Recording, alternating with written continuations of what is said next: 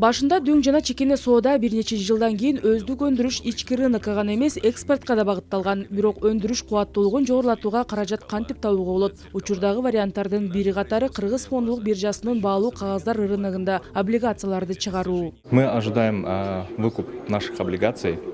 Облигацияларды сатуу менен биз инвестиция тарткан болобуз. Түшкөн акча өндүрүшкө багытталат. Башкача айтканда, цехти кеңейтүүгө жана ишкананын өндүрүштүк кубаттуулугун жогорулатууга зор мүмкүнчүлүк түзүлөт.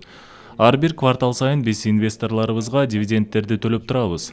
Биз пайда тапсак, инвестор да ишканада ыраазы болот. Ошентип компания өнүгөт. Компаниянын биргелешип башкаруу укугун берген үлүштүк документ болуп саналган акциялардан айырмаланып, облигация белгилүү бир мөөнөткө жана белгилүү пайызга чыгарылган карыздык милдеттенме болуп саналат. Кыргызстандын фондулук биржасынын реестринде компаниянын болушу дивидендтерди төлөө жана насыяны кайтаруу кепилдиктерин берет дешет адистер. Мисалы, бүгүн облигациялары боюнча соода башталганын жарыялаган компания бул тизмеге киргенге чейин компетенттүү органдардын дээрлик 7 ай текшерүүсүнөн өткөн. Салык кызматынан тарта бир катар мекемелер алардын ишмердүүлүгүнө финансылык аудит жүргүзүшкөн. Инвестор, он открывает листинг.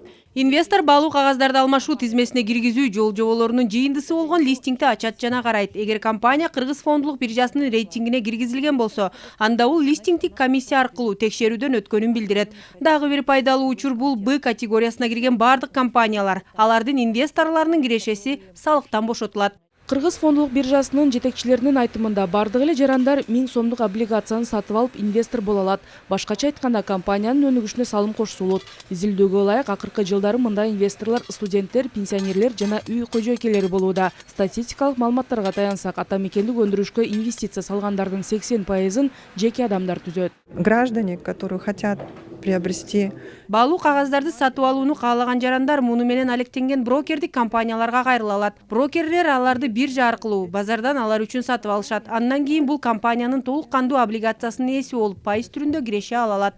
Адистердин айтымында, Кыргызстанда али өнүгө элек фондулук рынок өндүрүштү өнүктүрүү үчүн каражат булагы катары банк насыясына толук натыйжалуу альтернатива болуп саналат.